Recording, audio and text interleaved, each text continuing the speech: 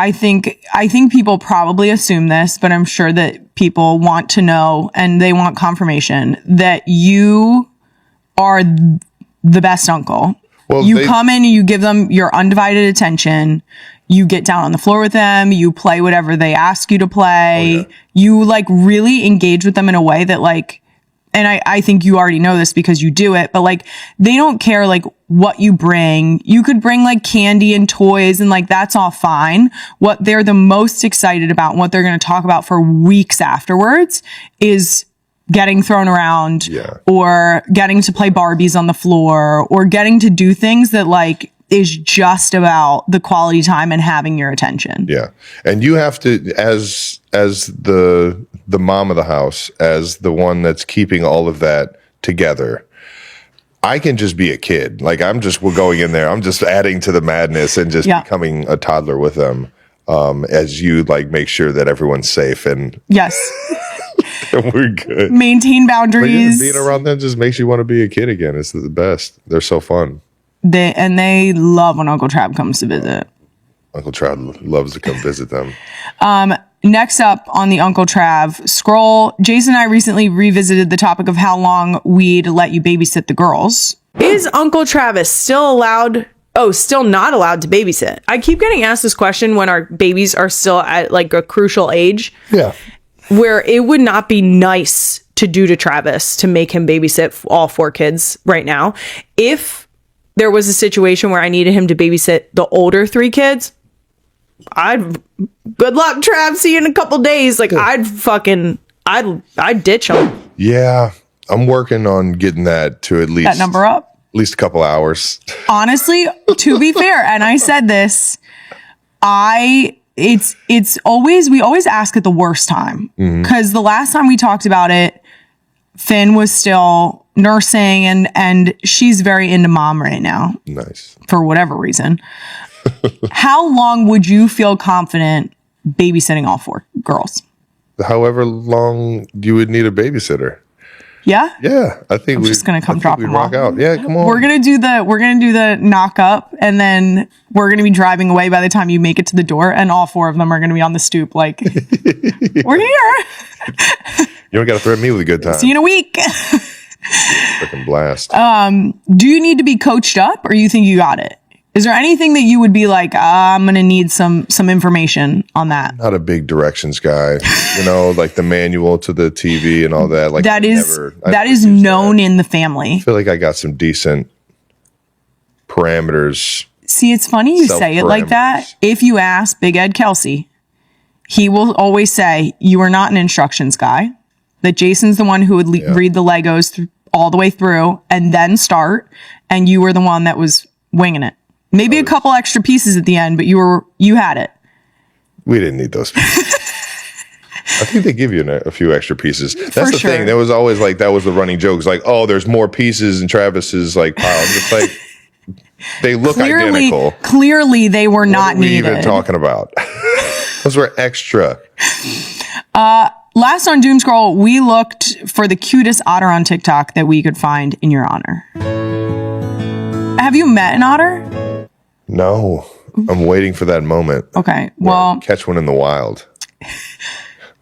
You mean that you want so many? You mean that? Okay, to be clear, everyone that is, you want to see one in the wild. When you say catch one in the wild, you don't mean physically. No. Okay, like just great. Okay, just grab it. Like, just want to make sure. Catch it outside and just like see it doing its otter thing. Wouldn't that be the most exciting? Are you to get to see it in its natural habitat? It's gonna happen. But maybe they want to be friends a little bit. Is that always your hope? Because that's always my hope. Is that if I meet an animal, like every time I go past some sort of like creek or river, in my mind, there's an otter standing up on a rock waving to me. Like I've had dreams like this. This is crazy. It's just like, I just know they're like the friendly. That's my friend Trav. Hey, what's up, man? What's up, big dog? As a special surprise from us, here at NGL, me and the girls, we actually adopted a giant river otter at the Philadelphia Zoo in your name. What? And of course, we use your legal name. We use Uncle Trav.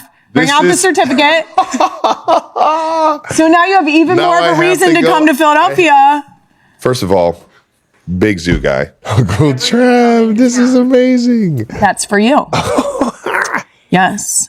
And I will say you might need earplugs because we visited them during a Fuck Around and Find Out episode. Oh my God. It was deafening. I felt bad for our sound guy. I will say, I think the giant river otters are not quite the cute fuzzy ones that you are thinking are waving to you from a rock. Yeah, they're not the same. Yeah. But these guys are fucking hilarious. Giant river otter. Mm-hmm. There's a big old boy. We'll look into it. They're huge. Uncle Trav. Can't wait to meet you, dude. It says, oh, as a zoo parent. That's you. I wonder how long the zoo would let me babysit them. I'd let you babysit the kids longer than they would let you babysit a giant river otter. Touche. So I just pull up with some sardines and call it a day. Yep. Love it. All right, that does it for Doom Scroll of the Week. We'll be right back with a bunch of real one questions in Ask Me Some Things, and you're not going to want to miss this. Back. And so is Ask Me Some Things because Ask Me Anything needed boundaries. So when we ask for questions from our listeners, oftentimes they need to be edited because holy shit, guys, chill out. yeah. Queen Emma wanted us to do a cool 87 questions, but since even she knows that's ridiculous, we're going to do some math here. So numerology, if you will, 8 plus 7, 15. 15 is still a lot. So let's just see how many of these we want to do. Deal. Perfect. Love it. Fuck this rundown. Okay. Number 1, first up, a hard hitter from SGAA11. What are Travis's thoughts on you and the girls getting a cat? Has he helped to convince Jason? I'm pro cat. I know that. Jason acts as if he's not pro cat. We had the coolest cat growing up. I talk about Flash all the time. Flash was an assassin. Yeah, she was. She would snuggle up next to you when she was in the house. Yes. She would come by, say hi. She was definitely the homie. I think Jason can't replace Flash. I think Flash is such a this is deep-seated trauma. It's such a pinnacle. She was so amazing. She's on the top shelf of cats. And I think it's going to be hard. Yeah. She used to do stuff like bring birds in for Jason. And she brought offerings. And leave him in his room, I do know that every time someone references Flash, there is a reference to the middle of the night fight club that she was holding on the street. Oh, he was the best. Yeah, beating the shit out of the neighborhood cats. We talk about it all the time. The little cat GoPros, you guys have seen those things? Yes. Where they literally meet up in alleys with other cats. I was I thought this was all just a movie. Yes. No, this is it's legit. I didn't see rodents in that until I went to college. That's mice why I want a cat. and all that. Nothing was ever around the house. Hot take. I actually want a cat for rodent control. So anyone who I'm fine if a cat snuggles.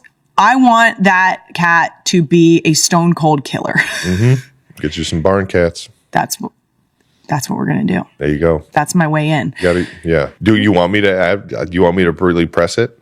No, it's okay. Want me to be his therapist and be like, Jason? No, we have to. How do cats make you feel? Do you miss Flash? Do you miss? Tell me about what it meant to you when she was gone. There's a lot of people who are just bring one home, or get Uncle Trav to gift one, and we have an agreement. No heartbeats. Only no one kind of heartbeat. Oh no! I actually found this out the other day. Is that donkeys protect the land? Yes. I didn't know that. They're like guardians. It took somebody to tell me no. That's why everybody always has just one donkey on their property that has But they don't want to be animals. alone. One day I'm going to have a donkey too, because they don't want to be alone. We had a good friend of ours, Evan Davis, as you know. His family had a bunch of, I think, a couple of goats, but they had a donkey. Yeah. And it was the coolest pet. Of course it was. You see that thing with the stiff neck, he start running over to you. They're so cute. A bunch of people say just get the cat. And I don't think that they understand that. That's not how a relationship works. That's not how anybody should be bringing things to the house. No. Especially something like that. Don't you want everyone to have buy-in? Yeah. Yeah.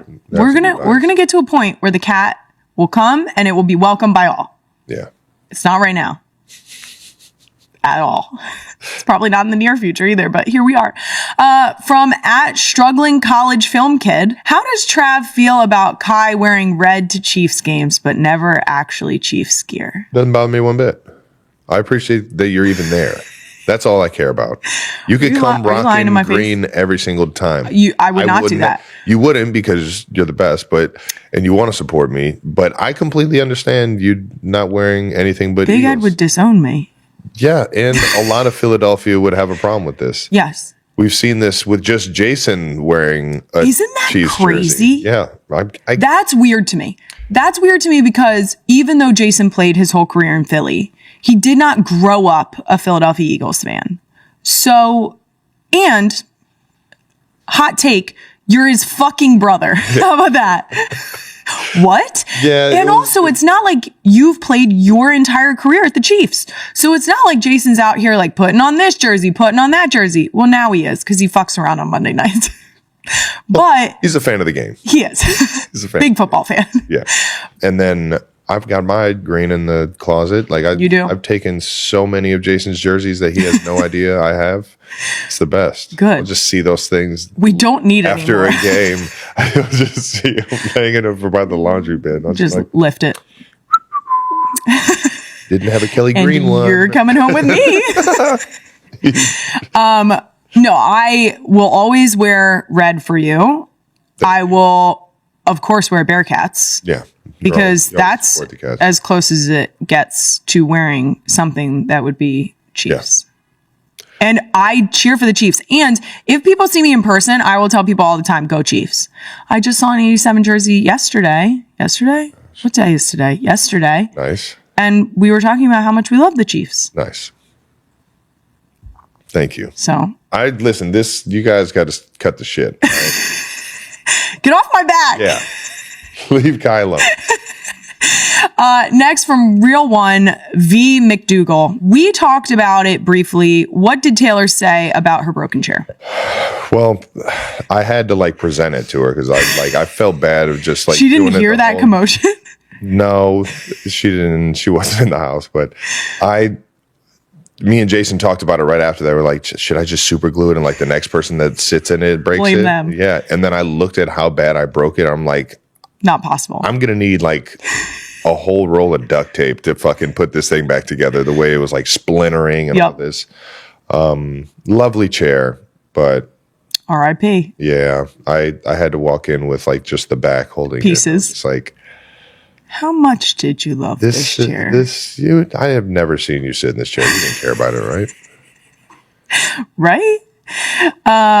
What's the most memorable thing that you've broken at the house when you were a kid? You and Jason. Do you remember? Oh, man. The garage door, windows. Yeah, but I don't remember that. Oh, the windows. You're talking about the other garage. So the first garage in North Ridgeville, I notoriously got in the car and it went forward and I went through the garage door. So broke that garage. But our entire childhood, we used the garage doors at the Cleveland Heights house as backstops. It was like we could, it was like, the tennis walls that they have at parks? Yes. For some reason, we had a tennis racket and a bunch of tennis balls and I would just fucking try to dent it. Yeah, Pete Sampras that thing to death. And then it was the backstop when we would play catch. So the windows on it were broken. Or, I'm assuming hockey shots There's too. Holes. Yes, exactly. There's holes in it from the hockey pucks and the street hockey balls and all types of athletic stuff. Because I'm pretty sure it was everything. It was footballs. It was you name it. Yeah. You could see the imprint from a basketball on the walls. It's like we painted it like a sports complex. And it was guess the den. Yes. So, but that was, I would say the most memorable for me was either the office, the computer window, or the floor in the living room. Jason, tell me more. So I'll start with the computer. I'm at the house alone, probably middle school, 8th grade, somewhere around there. my dad had just got me a wooden baseball bat, and I hadn't used it yet. But we had this like big net. We had this like net that wasn't that big, but it was there, and I was like trying to like just feel what it felt like to hit it on the Make sweet some spot. contact. Yeah. Hit it just over the net, like grazed the top of the net and went straight into my dad's office window. And he's not at the house. So I'm thinking what dad don't know won't hurt him. So I just start sweeping up some of the glass, and I close the storm window as the regular window, and just kind of like left it and like didn't say anything for like the next. I guess my dad went back there to like mess with a few plugs and saw that there was just like shattered glass everywhere because I only grabbed the big pieces. It was like, what the hell happened here? And then saw the window and came, hey, it was like a month, 2 months later. Oh, you got Which away one with of it you for a little idiots? while. Oh yeah, they had no idea. Which one of you idiots broke the fucking window? Or why did this? I'm just sitting there like playing video games. Like, huh? Oh, I don't know. A window? Who? Yeah, he knew exactly what it was. And then there's the floor. The floor in the living room. Another, sweep it under the rug kind of thing. Me and Pull the Jason, couch over a little. are unsupervised at the house. This is probably middle school-ish again. And when I say unsupervised, like parents run into the store and back. But me and Jason we're wrestling, and then he suplexes me, throws me into the couch, and as I hit the couch, I feel like me go through the couch into the floor, and like through the floor, and we probably had just kind of like pushed the couch in another direction. My mom or dad had no idea until one day. I think my mom or my dad was like, either one of them was like cleaning up the house and vacuuming and like trying, all right, let me get under the couch and get some of this stuff under the couch. And they realized we had a hole in the floor. Yeah. That he could probably fit 2 tennis shoes in. But yeah, that was probably It was that big? It was enormous. Me and Jason literally sat there like, we can't tell them. There's no turning back. We have to hide this forever. We have to take this to the grave. Yeah. Next up, Scrapbook says, is there a group chat with the 4 of you, Jason, Kai, Travis, and Taylor? And is it as fun as we think it is? Well, I'll say this. You can say none of your damn business. Yeah, I'll say this. Because I tell people that all the time on here. Of course, there's a group chat. There is a group chat. Are you kidding? Yeah, That's it. That's all you get. Yeah, 100%. Haha. Next up from Football Girly Pop. Do y'all have a favorite viral moment of each other? I answered this question about Jason recently because he has lots. And within this question, it became clear you also have lots. Hey boys, I didn't mean to be that a part of that song. But I appreciate you guys for creating it and letting me be a part of it. At least you haven't told me you hate me yet, so. How could you? It's all in good fun. I'm just fighting for my right, dudes. To party. Nah. On stage at the Eras Tour as a backup dancer. That was pretty insane. You did a great job. That was pretty insane. I had never felt so small ever in my life. Which is crazy because you've been in full stadiums, but that was a whole different animal. Like, yes. I felt like I was like an ant because the on a football field, like you have space. Yeah. There's not 1,000 people right up on you, and then you look into the stands and it's people. Like not light on the crowd. It's just kind of like a dark, like, holy shit, there's a lot of people here. Yeah. What started as a playful family podcast segment has now turned into one of the most talked about moments among Kelce and Swift fans, and it all centers on a future that suddenly feels very real. When Travis Kelce openly spoke about how he sees himself around children, insiders say Taylor Swift's reaction was not just surprised, it was deeply emotional. And for those paying close attention, this was not casual conversation. This was a glimpse into long-term intentions. The conversation began innocently, with Jason and Kylie Kelce teasing Travis about being Uncle Trav and whether he could handle babysitting all 4 girls. Instead of brushing it off, Travis leaned in. He did not hesitate. He said he could babysit them for however long you would need a babysitter. That level of confidence immediately shifted the tone. It was bold. It was serious. And it was telling. But what truly changed everything was how Travis described being around kids. He spoke about getting on the floor, giving them his full attention, playing whatever they want, becoming a kid again with them. He emphasized that children remember time and presence, not gifts. That statement alone resonated deeply with fans. This was not surface-level talk.